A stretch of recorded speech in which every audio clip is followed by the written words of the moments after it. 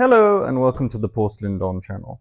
Today I'm going to be doing a spoiler discussion for Malazan Book of the Fallen Book 3, Memories of Ice by Steven Erikson.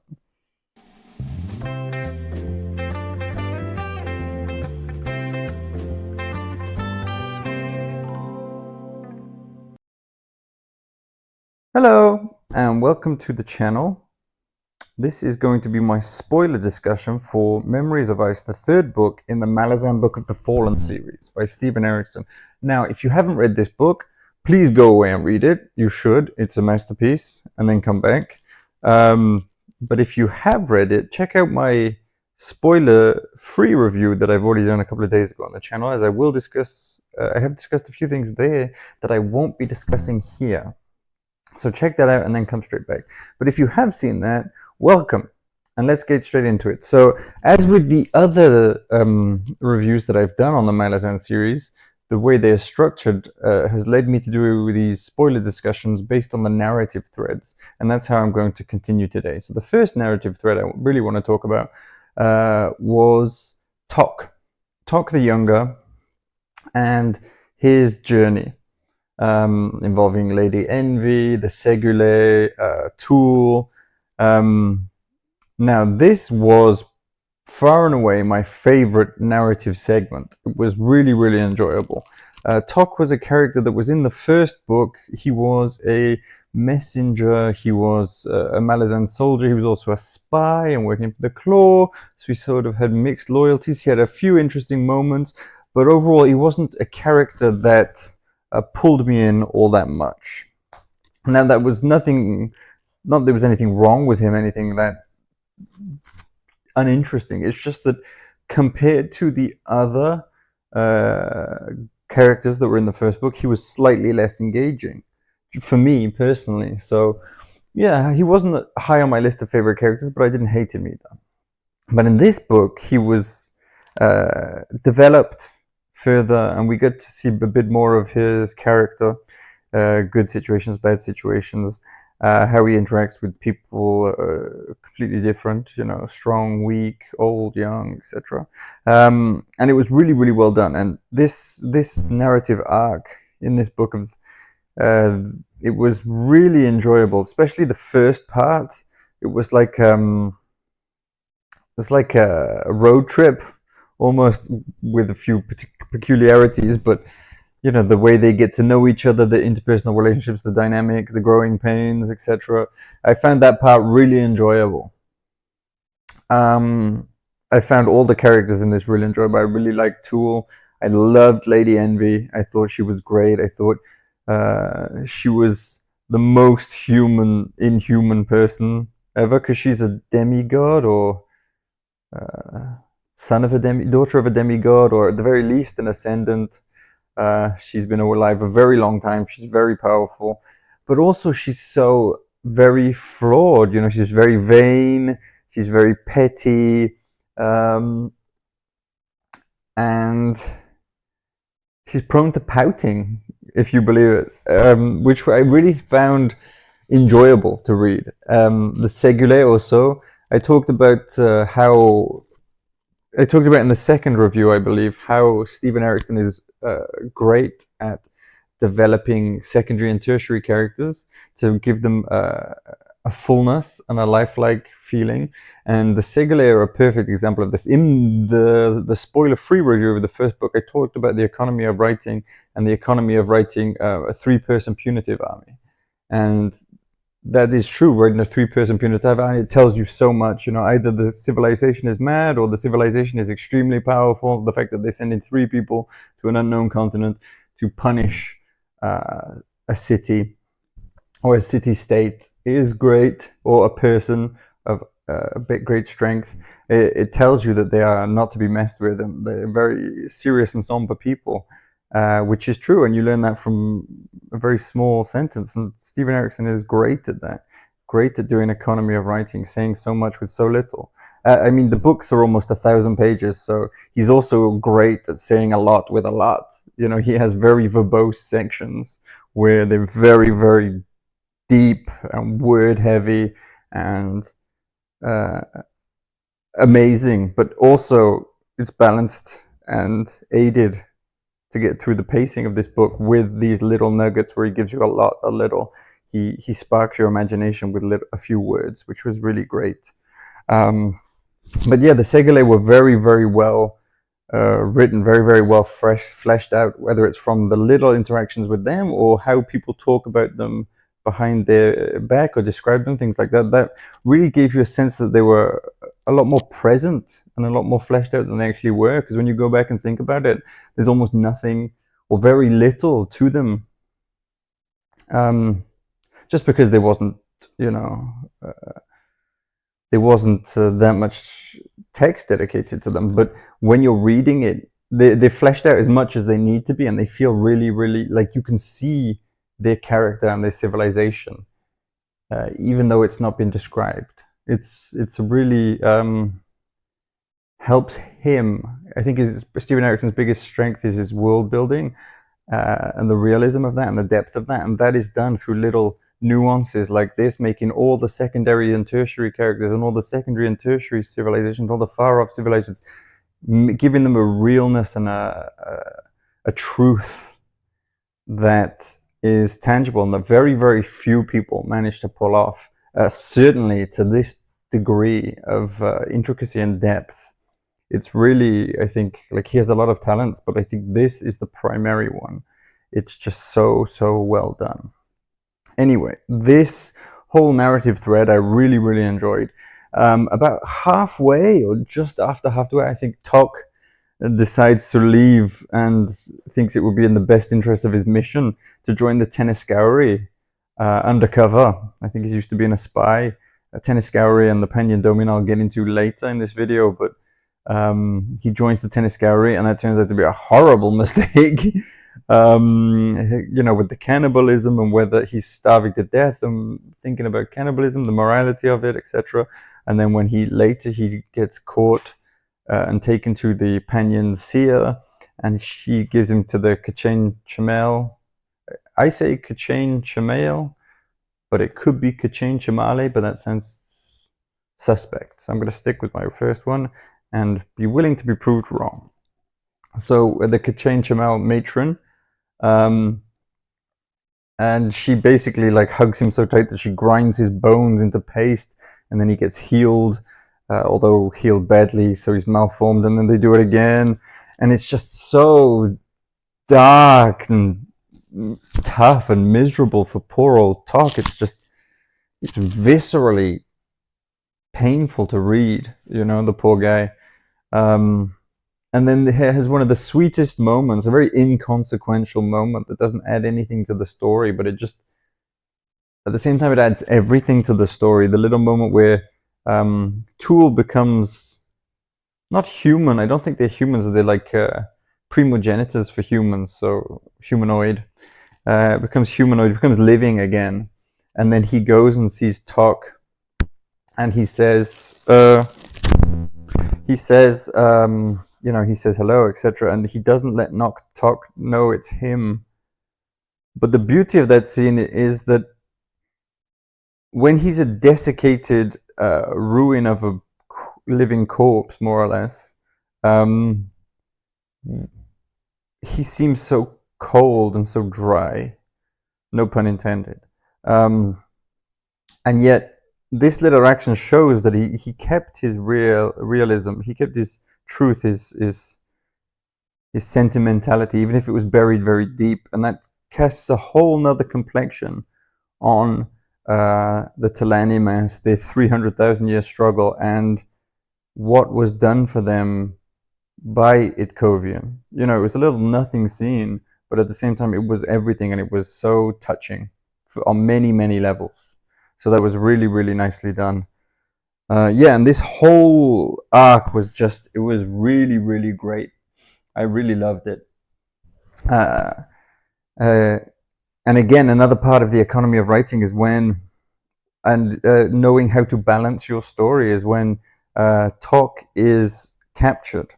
And you hear, I believe you overhear, it's either the Seer Domin or the Domin who are talking to the Panyan Seer about people coming up from the south, all their armies getting destroyed by these people coming up from the south that have dogs and, you know, a lady and some swordsmen, and you know who it is. And the descriptions are very brief, but very vivid, and you think, oh, they're ruining everybody. They're so bad, bad in the good sense. You know, they're so fierce and strong and wild, and you think, oh yeah, this is great. And you know that they're coming, and it gives you a physical jolt of excitement building up to they're coming to rescue their friend. And when they get here, oh, you just wait.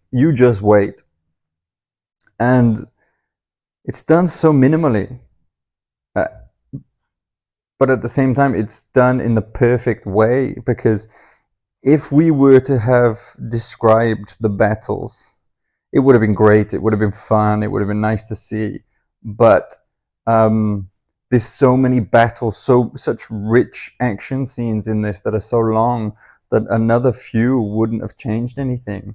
But hearing in the third person, it just gives you this anticipation for what is to come. I thought that was an excellent choice, and it's something that Steven Erikson continues to do throughout his books, is make the right call. You know, when to be lighter, when to be heavier, when to be more in depth, when to be more vague. It seems that he made the perfect choice every time, and of course that's impossible to do. I don't know, like I don't have the ability to say, oh, if you'd done this choice instead on every single choice, but the choices he did make fit together in such a way that this book is almost flawless. It really is. It's really at that level. For me, as I said in my other review, it's subjective. But for me, it's so well constructed and so polished, and everything is exactly where it needs to be.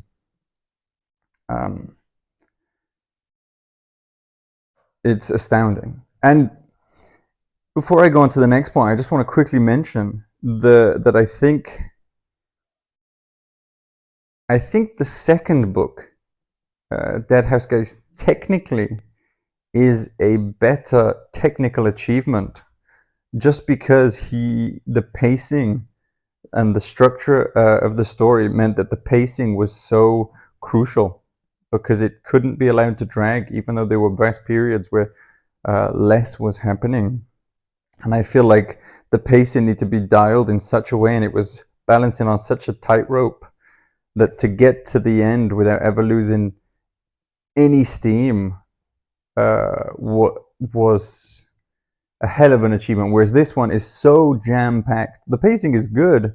The pacing is really good. You know, you never lose interest, and it's but you're not hurtling through it. You're like, it's still quite deep, but there's so much more going on here in terms of anticipation and battles and grand schemes, and there's more on the line, more risk, more investment in this.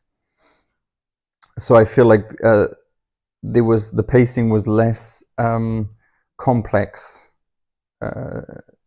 Not that it was easy by any stretch of the imagination. With a book this dense and this long, it's never going to be easy at all. But I just feel like technically the second one was better, and I loved the second book. But in terms of story and finishing, this one is better. And I think marginally, I think they're both really excellent. And if you prefer the second one to this one, I wouldn't blame you. It's really a great book too. But for me, this one is, for my taste, the perfect book, perfect fantasy book. Next, we have The Grey Swords. Now, I was nonplussed when I saw The Grey Swords. I was like, oh, a mercenary company. Not the Bridge Burners. I want to see the Bridge Burners. I love the Bridge Burners, but whatever. Mercenary company, fine. Very quickly proved wrong. They're also awesome. All three of their leaders die in the most epic, cinematic, historic, maybe not historic because it's a story, but these most dramatic ways. The mortal sword, don't know what that means, Brucalian,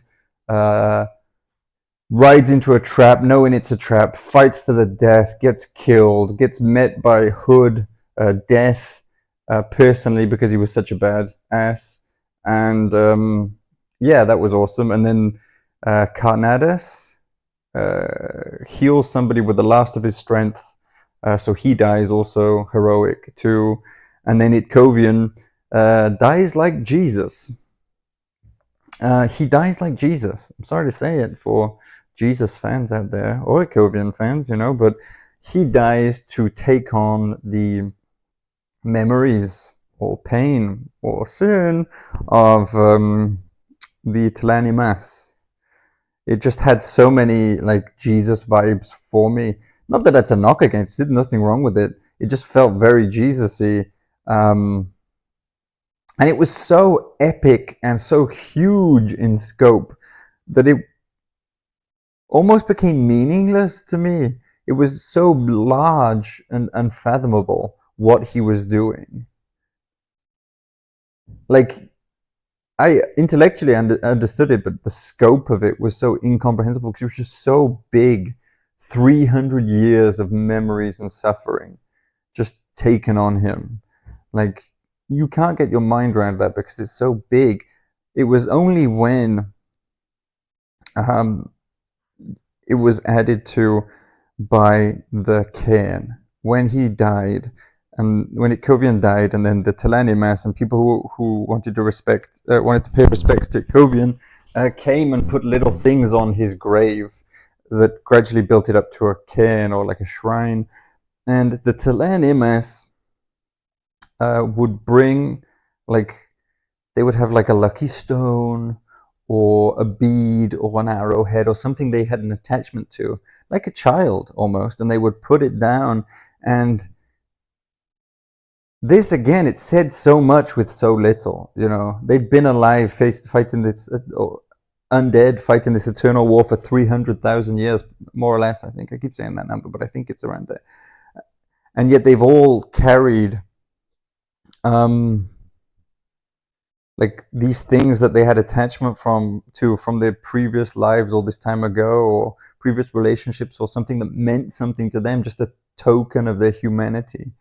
And it was something small like that that really showed the depth of the gift that was offered by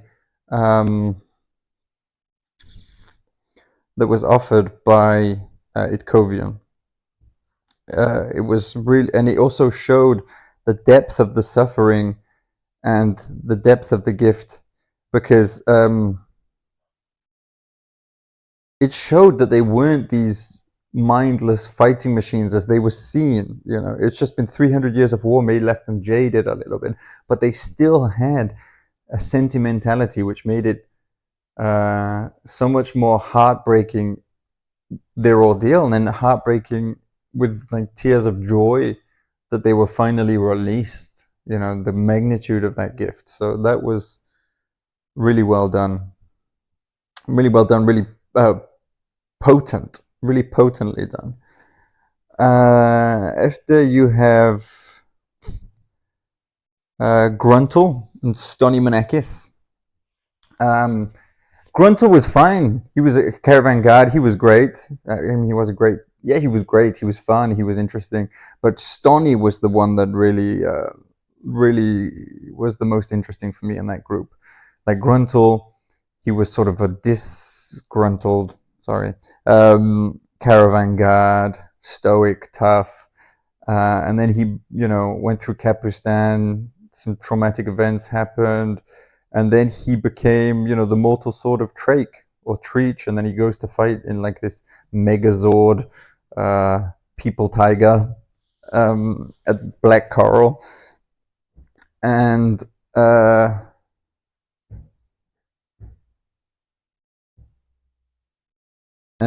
it's just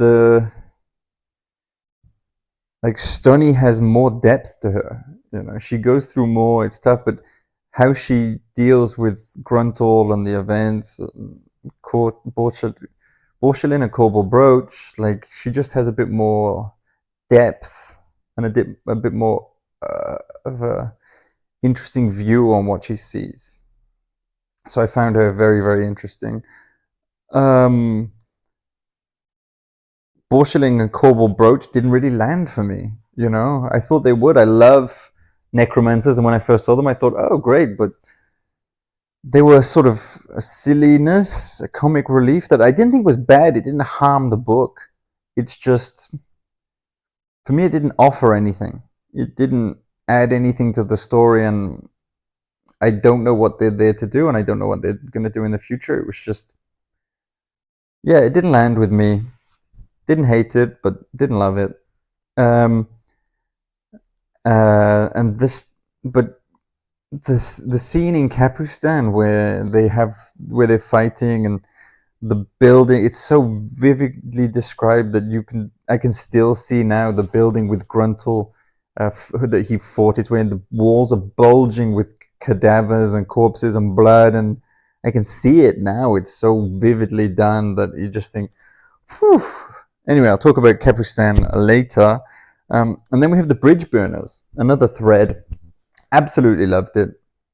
You have one like Trots and Mallet that were in the first book, Whiskey Jack that were in the first book, and then you have people that weren't, I believe, in the first book. You have Picker, De Toren, Hedges in it a lot more. And this is where he really shines, Erikson. I said it before, but the interpersonal relationships too, the banter, the back and forth between these people, the relationship that they have uh, with the reader. Also, it's sort of a triangle. It's just so warm and so rich, and that's what makes you love the Bridge Burners. It's not what they do, because they're soldiers, they're heroic, they're funny, but it's how they interact with each other and how they interact with the world around them.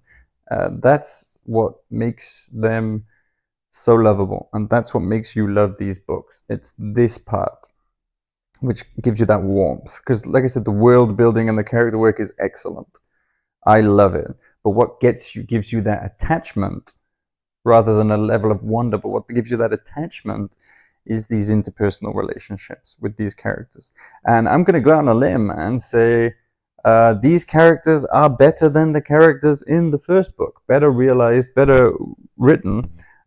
We like the characters in the first book more because they're our first loves. They're the first one we saw. And as on a character level, they're more impactful. But the way they're written in this book is better. They're better realized, better fleshed out, more in depth, and unfortunately, complete morons.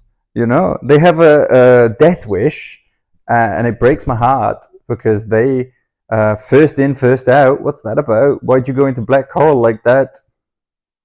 Brutal. Just brutal. Absolutely brutal. I just like they all die. They all die through their own stupidity, and I don't mean stupidity like they make mistakes, but their own bravery, if you will. They go into the city first, sneakily, when they're not supposed to, because first in, first out, and then Envy offers to help them, and they're snarky, sarcastically like, "I don't need any help," and then they die because they don't get any help. It's so dumb because we love them. They're such great characters, and now they're all dead. How are we going to continue when the Bridge Burners, when there's like 5 left and 4 of them are retired? Whiskey Jack I'm going to get to later, but it's just so tough that they're all dead. They were so well done. So well done.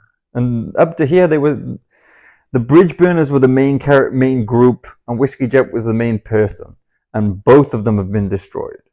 So I don't know where he's going to go from here. I trust he will do something good because he's done great thus far.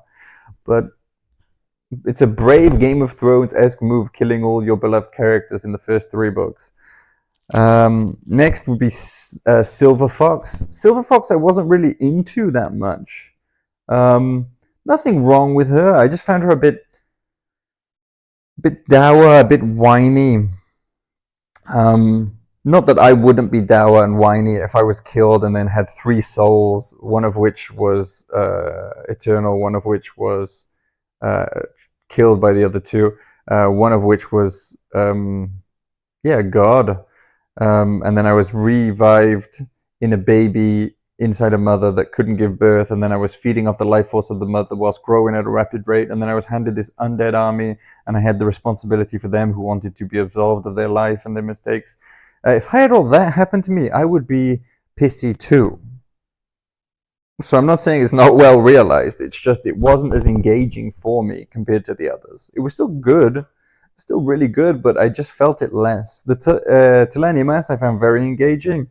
Um, I really thought it was well done in the fact that the majority of the first book, the hints about the Teleni Mass that we got, that we were shown that the Jagat were bad, and the Teleni Mass were uh, good, not good, but we were shown Jagat were bad. So when we learned that the Telenium sacrificed their own life to destroy, to do a war of genocide on the Jagat, um, like, okay, I get it. Jagat are kind of jerks. In this one, we see that not all the Jagat are jerks. We see that the Telenium gave up mortality so that they could more successfully prosecute a war against women and children, and just they're blinded by vengeance and the need to destroy the Jagat and this genocide, and it was just like they're clearly mad and wrong. And 300,000 years later, they get it. They realize they made a huge mistake. They're still doing it. They're still hunting out Jagat and killing them because I guess they don't know what else to do. But they're hurting and they're hurt by what they did, and they just want to end. I think they want to go to nothing because 300,000 years is a long time. So that was really, really well done, and it made me think about modern day soldiers, or like soldiers in long conflicts, especially. We need soldiers for our security to protect us in certain situations. And yet war and conflict and being a soldier is a traumatic physical and mental experience. And the longer that goes on, the worse it is for you. So the quicker you can get out and try to rehabilitate in normal life, the better it is. But then, like I said, we civilians need soldiers. So how long do we keep using soldiers? Against, like, where's the cutoff point where the morality says we need to help them recuperate rather than help protect ourselves? Because that's what happens here. The Telenium ultimate soldiers, they don't feel pain, they can travel on the wind, they don't feel fear. There's so many of them, they're like the ultimate military tools. But they want to stop existing. And they ask Silver Fox for the ability to stop existing, which she can do. But then she loses all her power, because all her power is just controlling these super guys, super soldiers. And then the forces of good, the forces that want to defeat the forces of evil, would also lose their main weapon, or one of the greatest weapons in their arsenal. So for the greater good, should we sacrifice our morality and keep the Imas enslaved against their will? Like, where's the cutoff point for that? Now, I don't know if I don't know. I guess not that Steven Erikson wasn't thinking about the real world equivalent when he was writing this. It wouldn't surprise me if he was, but I doubt he was. But that's what it made me think of. That's what the questions it made me ask myself. So that was quite interesting. The Penyon Domin was absolutely brutal, really, really brutal. The Tenisgauri, the Children of the Dead Seed. I'm gonna guess that nothing like that has ever happened in real life. I wouldn't be surprised if it had, but I would lean toward it not happening just because it seems quite inefficient. But whew, dark, very, very dark. And then, you see the seer, the Penyon seer, who's a Jagat who went through all these traumatic events. And the Penyon seer is one of the most evil characters we've seen thus far in the series. And yet he's shown in a way where he's so damaged from his own traumatic events that you kind of feel bad for him. It's really masterfully done. You know, there's no inherently evil or no inherently good. It's really tough. It's really tough, and it's really like, if I told you about what the Panyan Domin did, you would say it's cartoonishly evil, but it's so nuanced. And yes, it's mostly evil, but evil on a whole. But when you zoom in, it's just sad and traumatic all the way through. It's really it's really thought-provoking and really well realized. It doesn't feel cartoonish at all. So it's another masterstroke, obviously, by the main man. And now a couple of honorable mentions. We have the Trigal Trade Guild, which I absolutely loved. Loved it. Loved it, loved it, loved it. It's probably based on some real-life historical groups. If I'm going to guess, I would probably say Dark Ages, medieval times, maybe late Roman time, late classical. But that would be just a guess, just on the way it's formulated. But I loved it. So much character, so much done with such a little bit of writing. I hope they're in it more. Another one that I hope is in it more, and I will riot if they're not, is the Mott Irregulars. The Bowl, High Marshal Bowl, Jeb Bowl, I think it is. Awesome. Really, really funny comedy, also, and silliness, but silliness that fits in perfectly. How they get into Black Coral and then start beating up mages. They're already there when everybody else goes in. They were fired but didn't leave. They go to beat up Borstelin and Corbel Broach. Like, they're so silly. But then, like, the way they talk to it, just a little bit from, I think it's Quick Ben, just these kind of little nuances that really flesh them out and give you an idea of who they are. And they're just so, I really, really appreciated them. I really enjoyed them. They gave the little notes of humor that I think balanced out and just also fit in. It wasn't incongruous. It didn't stand out like, oh, this is too silly for the rest of the book. It really just worked quite well. And the fact that they all call themselves High Marshal is top-rate silliness and also brilliant. Just a little stroke of brilliance. I love those guys. I would read a book all about them. I hope there is one, but it's not the kind of thing that would work in a little book by itself, but it would work brilliantly sprinkled here and there, just like he's done. I really hope they're sprinkled in throughout the other books, because they were so much fun. I really, really loved them. Next is the battles. Capustan was enormous. I think it was probably 30% of the way through the book.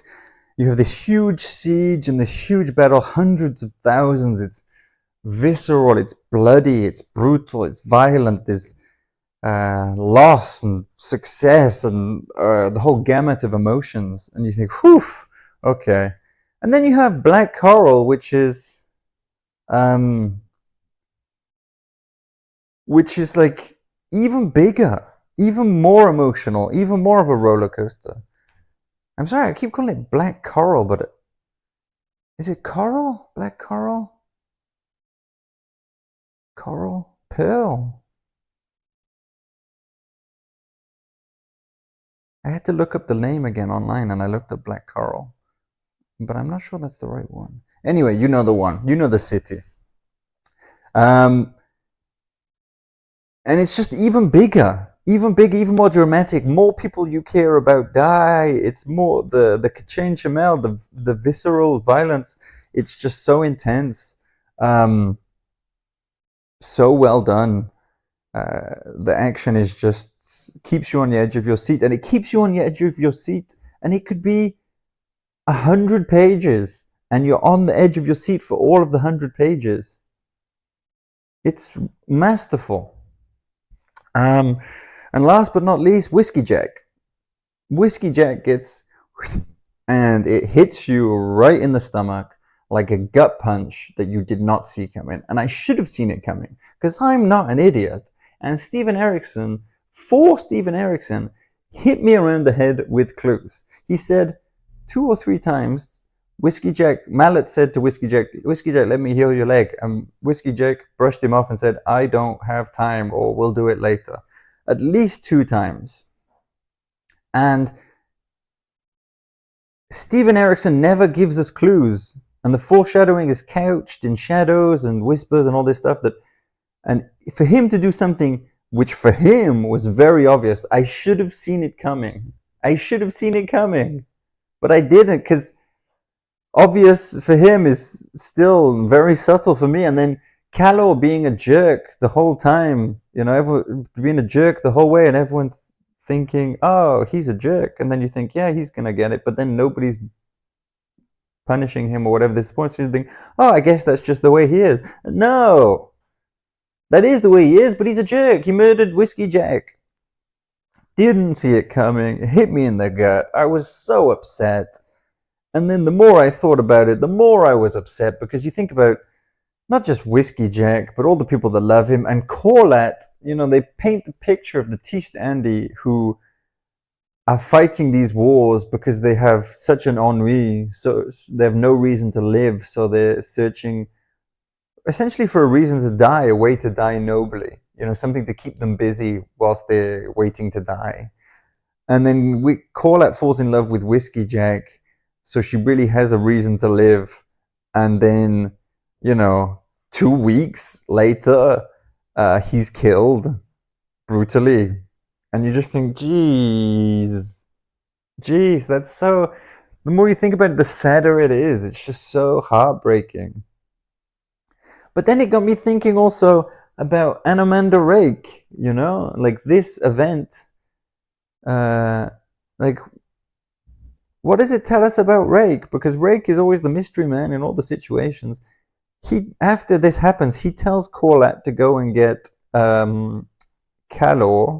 And by the way, Calor, I was so angry when this happened. I wanted him to be crushed. I wanted vengeance. I was upset. I was angry. I was everything. And I wanted Calor dead. And I was like, oh, I hope he dies a brutal death very soon, and I get to read all about it over 100 pages. I was so angry.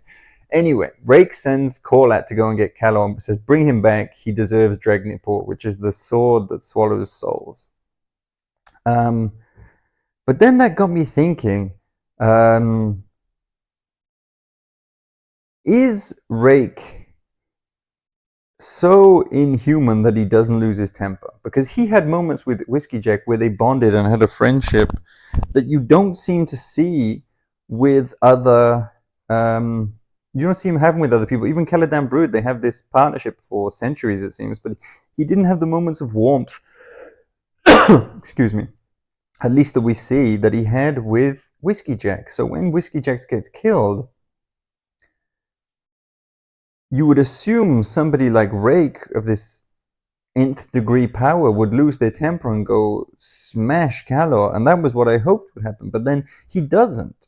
So you think, is he so inhuman that he doesn't suffer from rage? Or is he so melancholic and sad that he's not able to rouse himself to these emotions anymore? Like most of the Teestandi. Or is his view of time and the world so long that he knows that despite the loss of Whiskey Jack and what a good person he was, in the long run, Calor is more useful, more of a useful tool to the cause that they have, to his cause particularly, than Whiskey Jack. So he didn't try to stop Corlat, but he didn't do anything to help her either. So it really made me ask these questions. Maybe he's not as powerful as we think he is, but I don't think it's that. We've already seen him do some wild stuff, and I'm sure there's more wild stuff to do. And the way people talk about him, he's that guy. But it made me wonder. So it really fleshed out a little bit more this, and it made me want to know more. And then in terms of the book and the series, I think you can tell I absolutely loved this book. Not for everybody. There's a lot going on that you have to be inclined a certain way to enjoy. I am inclined that certain way. I love this book. For me, it was close to perfect. And like I said, I don't know what this does for the series. You know, we've had 3 books so far. I can tell it's slowly leading up. You know, they showed the crippled god throughout, maybe not in the second one, but the crippled god is kind of built up to be the bad guy.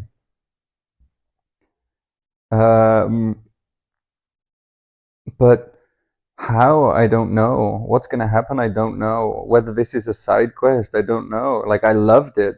I'm not questioning I'm questioning what's going to happen next. I'm not questioning if it'll be good or if Steven Erikson has made the right choices. I'm pretty sure he has. He seems like he knows what he's doing. But I've never read 3,000 pages, or I think it's like 2,700 or 2,600 pages into a series and not known where it's going, you know, and been comfortable in that position. Think about that. I'm 3 massive books into a 10-book series. I don't know where we're going, but I know I'm in good hands. What else can I say? He's done a great job. He's a master. Fortunately, I have 7 books left in this, and then there's some extras written by his friend, his confederate, that I'm going to read and review too. So stay tuned on the channel. Please let me know down below, spoilers and all, what your favorite part of this book was. Whether you think I misinterpreted anything, or whether I said something that you hadn't possibly thought of yourself, or there's something I missed. Let me know. Let's talk about it. Like and subscribe, please. And stay tuned, because there will be more malazan and not malazan content. For example, I recently reviewed a book called Ship of Fools, which was great. It's worth checking out. So please check out my review and check out the book. It's a sci-fi, but excuse me, it has the depth of this Erikson book. It's a short read too, but check out that review. Anyway, thank you very much. Have a great day.